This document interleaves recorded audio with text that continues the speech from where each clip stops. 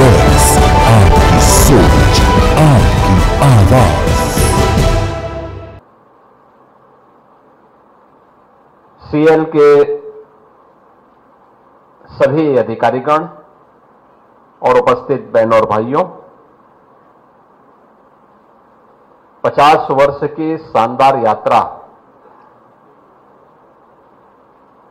के उपरांत अब अमृत काल की ओर अग्रसर सीएल को मैं 50 वर्ष की इस यात्रा के लिए बधाई देता हूं, आगे के लिए अपनी शुभकामनाएं भी देता हूं।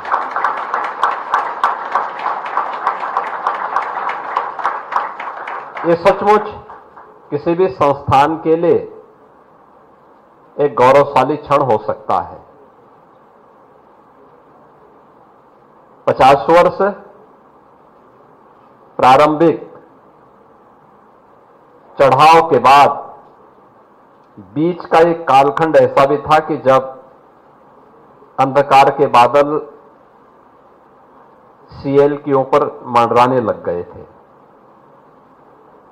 और जैसा कि यहां पर अभी सीएल के सीएमडी और चेयरमैन ने इस बात को बताया और माननीय मंत्री जी ने भी बताया कि एक समय डिसइन्वेस्टमेंट का पार्ट बना हुआ सीएल आज भारत की मिनी रत्न कंपनी के रूप में अपना नाम दर्ज कर रही है और प्रॉफिट का, अपना लाभांश का चेक भी आज माननीय मंत्री जी को सौंपा है। ये सचमुच एक सक्सेस स्टोरी है और ये वो स्टोरी है जो आदरणीय प्रधानमंत्री मोदी जी के 2047 में विकसित भारत के सपने को, उन संकल्पों को साकार करने की दिशा में एक मिनी रत्न कंपनी के रूप में सीएल अपनी भूमिका का निर्वहन करने के लिए तत्पर दिखाई दे रहा है।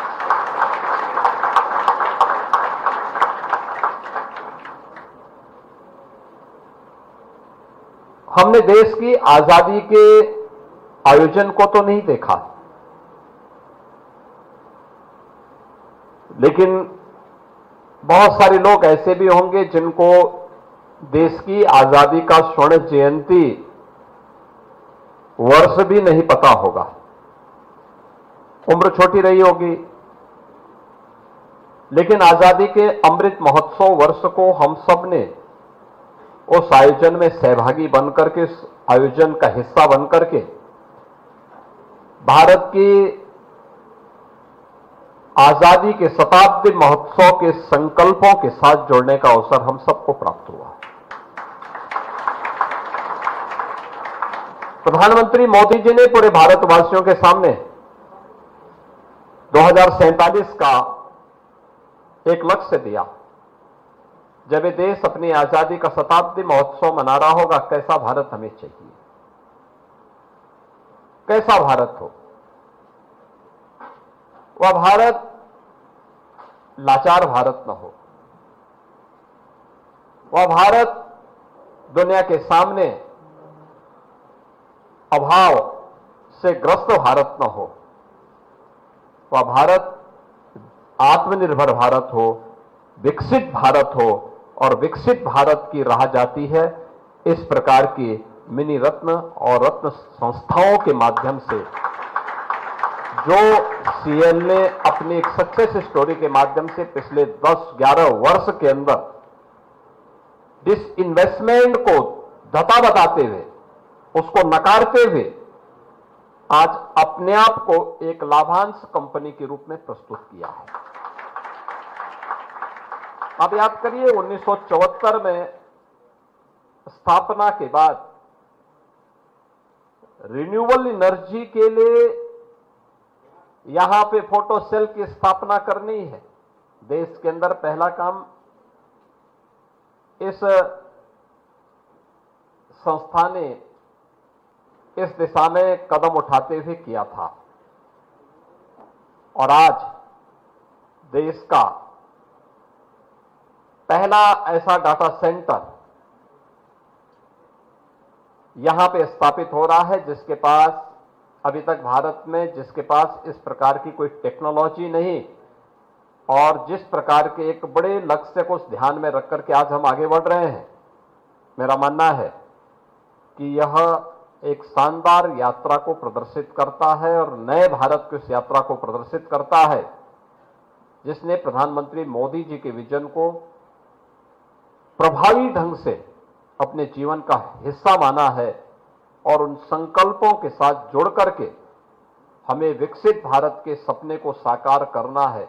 यह आज सीएल के जज्बे में स्पष्ट दिखाई दे रहा है। मैं इसके लिए आज के समारोह में उपस्थित केंद्रीय विज्ञान और प्रौद्योगिकी मंत्री माननीय डॉक्टर जितेंद्र सिंह जी का, विभाग के सभी अधिकारियों का इसके लिए हृदय से मैं अभिनंदन करता हूं, उनका स्वागत भी करता हूं।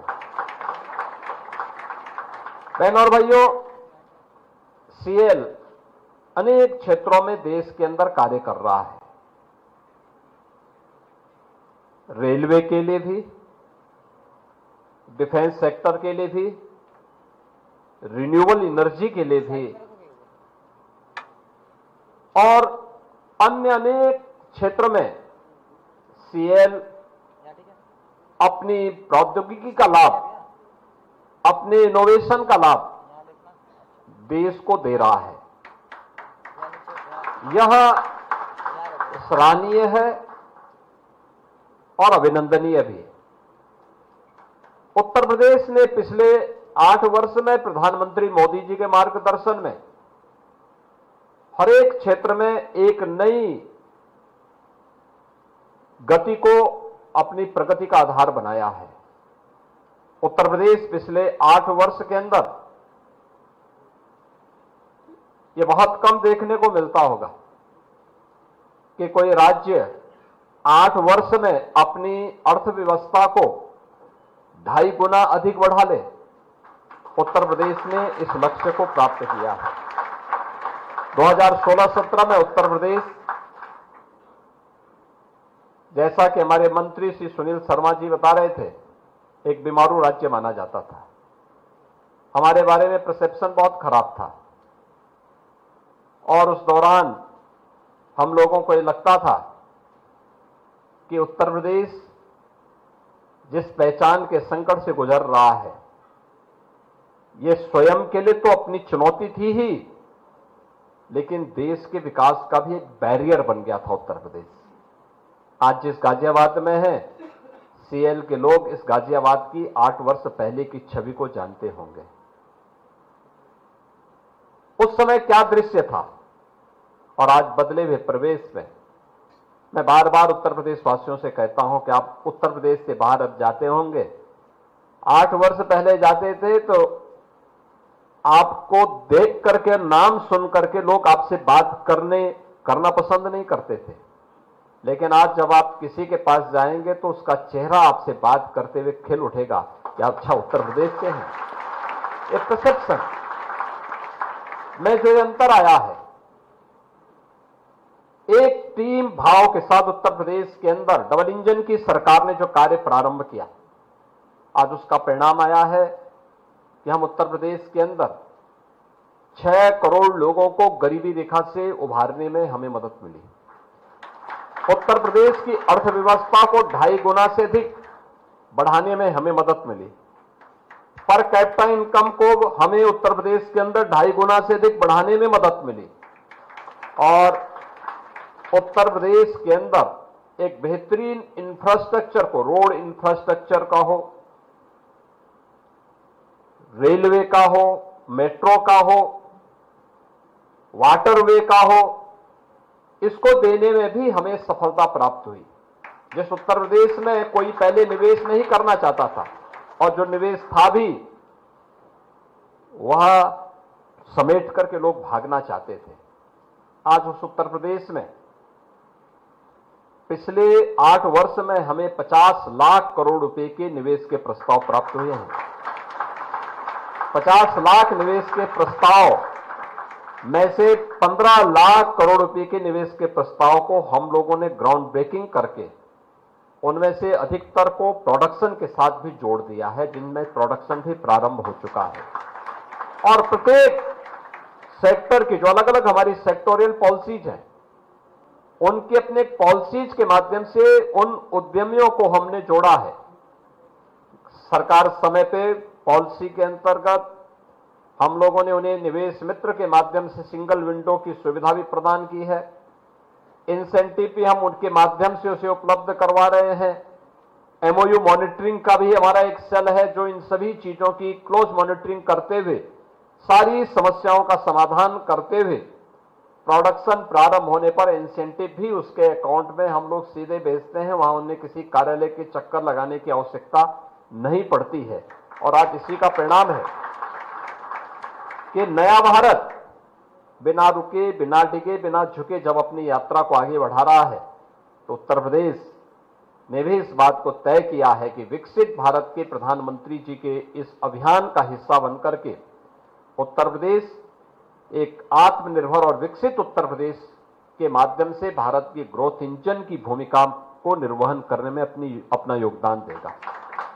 याद करिए, जब कोरोना कालखंड में दुनिया पस्त थी, तब उत्तर प्रदेश के अंदर, मुझे याद है 2017 में जब मुझे मुख्यमंत्री बनाया गया, उसके 6 महीने के बाद मैं मुंबई गया था कुछ इन्वेस्टर से बातचीत करने के लिए कि आप उत्तर प्रदेश में आइए और उत्तर प्रदेश में कुछ निवेश करिए। तो एक सज्जन से मैंने बात की, मैंने कहा उत्तर प्रदेश आइए। उन्होंने कहा उत्तर प्रदेश? मैंने कहा हाँ। तो हंस पड़े जोर से। मैंने कहा क्यों, क्या हो गया? कहा मैं आज तक उत्तर प्रदेश नहीं गया। तो मैंने कहा आइए, इसीलिए आया हूं मैं। उन्होंने कहा लेकिन सुरक्षा का क्या होगा? मैंने कहा चिंता मत करिए। 18 में नहीं आए, 19 में नहीं आए, 20 में नहीं आए, मार्च 20 में कोरोना के लिए लॉकडाउन प्रारंभ हुआ और फर्स्ट वेव के बाद हमने जब थोड़े मार्केट खोले, थोड़ा रिलैक्स किया, तो फर्स्ट वेव के बाद समझ में आ गया कि अब लॉकडाउन की आवश्यकता नहीं और अनावश्यक रूप से हम लोगों को ये पाबंदी हटा करके हमें उसको सीमित करना पड़ेगा। हमने इंडस्ट्री को छोड़ दी, आप इंडस्ट्री खोलिए, हाँ सावधानी बरतिए, वहां पे कुछ सावधानियों के साथ आपको कार्य करना है, गवर्नमेंट आपको मदद करेगी। तो मेरे पास एक दिन उस सज्जन का फोन मुंबई से आया, कहा कि मैं यूपी में कुछ निवेश करना चाहता हूं। तो मैंने कहा आप आ जाइए। उन्होंने कहा लेकिन कोरोना है, मैं कैसे आऊंगा? तो मैंने कहा आप अपनी टीम को भेज दीजिए। उन्होंने कहा मुझे लैंड चाहिए। मैंने कहा आप आइए, देखिए नोएडा, ग्रेटर नोएडा, जहां भी आपको चाहिए आपको लैंड मिल जाएगी। उन्होंने कहा कैसे होगा? मैंने कहा भी ना आप आएंगे और ना लैंड देख पाएंगे तो फिर निवेश कैसे कर पाएंगे? उन्होंने कहा हाँ समस्या। मैंने कहा मैं ड्रोन से सर्वे करके आपके पास भेजता हूं, आपकी टीम ग्राउंड में रहेगी, ड्रोन से सर्वे हो, अगर आपको पसंद आएगा तो आप निवेश करिए। उन्होंने कहा ठीक। हमने ड्रोन के माध्यम से सर्वे करके, और उनकी टीम जमीन पर थे, और उन्होंने 2020 में जमीन उन्हें पसंद आई, उन्होंने निवेश अपना प्रारंभ किया। पहला डाटा सेंटर उत्तर प्रदेश के अंदर उन्होंने स्थापित किया, जिसे हमने 2022 में देश को समर्पित कर दिया और बहुत सफलतापूर्वक कार्य कर रहा है। अब उत्तर प्रदेश के अंदर डाटा सेंटर के तहत अब तक 6 ऐसे बड़े सेंटर स्थापित हो चुके हैं, जो कभी लोग सोचते भी नहीं थे कि उत्तर प्रदेश में भी इस सेक्टर में कोई निवेश कर पाएगा। आज हर एक सेक्टर में जो कार्य हो रहे हैं, डिफेंस सेक्टर में प्रधानमंत्री जी ने देश के अंदर डिफेंस मैन्युफैक्चरिंग कॉरिडोर के जो 2 नए सेक्टर देश के अंदर चिन्हित किए थे कार्य करने के लिए, उनमें उत्तर प्रदेश के अंदर भी और तमिलनाडु के अंदर भी 2 डिफेंस मैन्युफैक्चरिंग कॉरिडोर दिए थे। उत्तर प्रदेश के अंदर 6 नोड में हम इसको विकसित कर रहे हैं, और मेरा अब तक जो अनुमान है कि लगभग 25,000 करोड़ रुपए से अधिक के निवेश के प्रस्ताव हमारे पास आए हैं।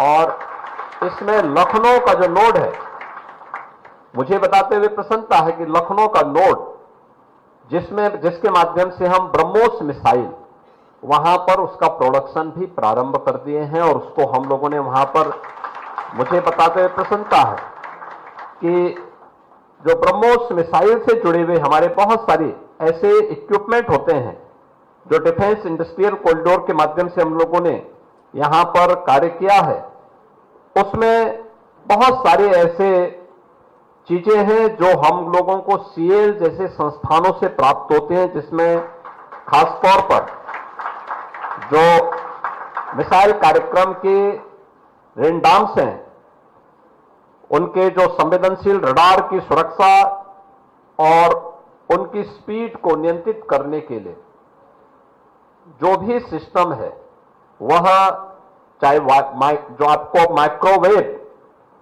फेराइड्स ब्रह्मोस मिसाइल का रडार, इलेक्ट्रॉनिक वारफेयर और नेवल स्टील्थ प्रणाली का प्रयोग ये जो हम करते हैं, सीएल जैसे संस्थान ही उसमें ब्रह्मोस मिसाइल के लिए वहां पर उपलब्ध करवा रहे हैं। और अभी हाल ही में ऑपरेशन सिंदूर के दौरान आकाश मिसाइल और ब्रह्मोस मिसाइल का सफलतापूर्वक परीक्षण पाकिस्तान पर करके हम लोगों ने देखा भी है। मुझे लगता है ये दोनों मिसाइल जिसके बारे में हम कह सकते हैं कि पाकिस्तान में टेस्टेड है और दुनिया के लिए ट्रस्टेड बन चुके हैं, ये हमारी उस स्ट्रेंथ को बताता है जो देश की रक्षा आवश्यकताओं की पूर्ति करने में एक बड़ी भूमिका का निर्वहन कर रहा है। उन सभी बातों को लेकर के अन्य तमाम सेक्टर में भी जो कार्य सीएल के द्वारा प्रारंभ किए गए हैं, मुझे लगता है कि वह खासतौर पर आज का समय हम इस लक्ष्य की तरफ बढ़ रहे हैं। प्रधानमंत्री जी ने भी तय किया है 2070 तक हमें नेट जीरो के लक्ष्य को प्राप्त करना है।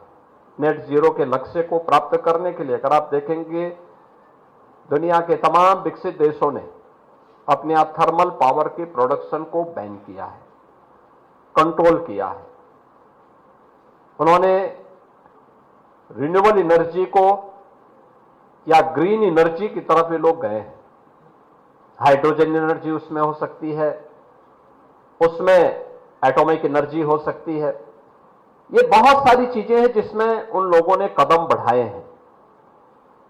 भारत के अंदर इलेक्ट्रॉनिक्स यानी यह क्षेत्र हमारे पास ऐसा है जिसमें रिन्यूएबल एनर्जी के सेक्टर में हम लोगों को एक अच्छा कार्य करना होगा। और मुझे लगता है कि भारत की उन अग्रणी संस्थाओं में सीएल है जिन्होंने सोलर फोटोवोल्टिक मॉड्यूल स्थापित किया है, उसको बनाने में सफलता प्राप्त की है और इसका उपयोग हम लोगों ने कई जगह पर किया है। खासतौर पर उन जगहों पर जो हमारे ट्राइबल एरिया थे, जहां पर हम लोग सामान्य लाइन पहुंचाने में मदद थी, बीच उसमें मदद नहीं हो पा रही थी, जंगलों के बीच में था, फॉरेस्ट के क्लियरेंस लेने में दिक्कतें हो रही थी, एनजीटी के तमाम उसमें पहले से ही एनजीटी के द्वारा तमाम प्रतिबंध लगाए गए थे। उन स्थितियों में हम लोगों ने वहां पर सोलर पैनल के माध्यम से ही उन लोगों को बिजली के कनेक्शन और वहां पे इलेक्ट्रिफिकेशन के लक्ष्य को प्राप्त करने में हमने वहां पर सफलता प्राप्त की है। और इस सेक्टर में बहुत कुछ संभावनाएं अभी छिपी हुई हैं। हम लोगों ने तय किया है कि 2027 तक उत्तर प्रदेश 20,000 मेगावाट का रिन्यूएबल पावर को जनरेट करेगा उत्तर प्रदेश के अंदर। और इस दिशा में हम लोगों ने अलग अलग क्षेत्रों में कार्य प्रारंभ किया है। रेलवे की सेफ्टी एंड सिक्योरिटी को लेकर के भी बहुत बार लोगों के द्वारा प्रश्न उठाए जाते हैं और इस पर भी सीएल ने अच्छा काम किया। उसका एक मॉडल हम लोग अभी यहां पे देख रहे थे। सिग्नल सिस्टम को कैसे हम लोग आधुनिक तकनीक के माध्यम से जोड़ करके सेफ्टी के उन लक्ष्यों को प्राप्त कर सकते हैं जो एक आधुनिक रेल के माध्यम से आज भारत सरकार अचीव कर रही है। इसके अलावा जो हम लोगों ने देखा है, खासतौर पर पिछले 8 वर्ष में हम लोगों ने अपनी स्कूली शिक्षा में हमारी बेसिक शिक्षा के एजुकेशन में पढ़ने वाले बच्चों की संख्या है वर्तमान में लगभग यानी जो सरकारी संस्थान है अकेले उनमें 1,91,00,000 बच्चे पढ़ते हैं। आज से 8 वर्ष पहले सभी लगभग जर्जर स्थिति में थे। हमने ऑपरेशन कायाकल्प वहां पे चलाया था और मैं धन्यवाद दूंगा सीएल को कि इन्होंने स्मार्ट क्लासरूम के साथ हमें जोड़ने में मदद करने में बहुत सारी जगह मदद की है। आज इनके जो स्मार्ट क्लास से जुड़े हुए जो बोर्ड वहां पर हम लोगों को देखने को मिलते हैं उसमें यानी वह अनब्रेकेबल भी है और उसके ऑपरेशन में हम लोग जब जाते हैं किसी विद्यालय का निरीक्षण करने के लिए, मैं वहां देखता हूं, मैं अक्सर उन बच्चों से पूछता हूं कि भाई इसका ऑपरेशन कर पाओगे? बहुत आसानी के साथ वे जाकर के उसका ऑपरेशनल कर लेते हैं। ये चीजें दिखाती हैं कि डिजिटल शिक्षा के क्षेत्र में भी यानी शिक्षा से लेकर के सुरक्षा तक भारत को रक्षा उत्पादन के क्षेत्र में आत्मनिर्भर बनाने का हो या भारतीय रेल को जिसने भारत की पब्लिक ट्रांसपोर्ट की एक बेहतरीन सुविधा को आगे बढ़ाने में मदद की है, ये सभी चीजें आगे बढ़ रही हैं। इसमें सीएल एक बड़ी भूमिका के रूप में अपना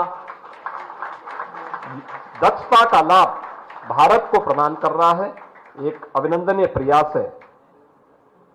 मुझे प्रसन्नता है कि आज यहां पे हम लोग एक नए डाटा सेंटर का जो ग्रीनफील्ड डाटा सेंटर होगा उसकी आधारशिला भी यहां पर आज हम लोगों ने माननीय मंत्री जी के साथ, माननीय डॉक्टर जितेंद्र सिंह जी के साथ में और सीएल के साथ में यहां पर स्थापित की गई है।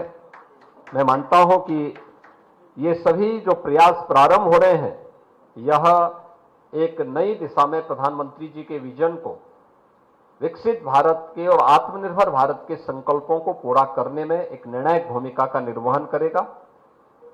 एक डिसइन्वेस्टमेंट कंपनी से मिनी रत्न कंपनी की ओर आपका बढ़ना अब आपकी 50 वर्ष की आयु में, ये नहीं, ये दिखाता है कि आपका बचपन तो अच्छा था लेकिन आपकी जवानी थोड़ा गलत दिशा की तरफ चली गई थी, लेकिन अब आपका जो अमृत काल प्रारंभ हुआ है ये दिखाता है कि आपने तय कर लिया है कि अब इसका उपयोग वानप्रस्थ के रूप में देश के प्रति पूरी समर्पण भाव के साथ कार्य करने के लिए हम करेंगे।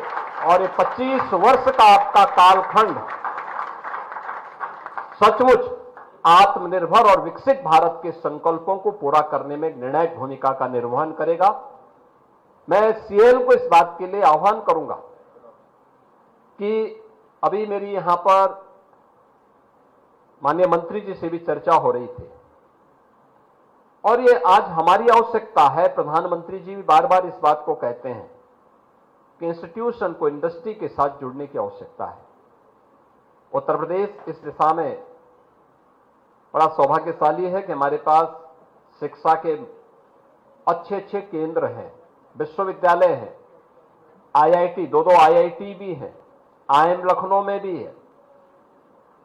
लखनऊ में 4 सेंट्रल लेबोरेटरीज स्थित हैं, बेहतरीन कार्य कर रही हैं।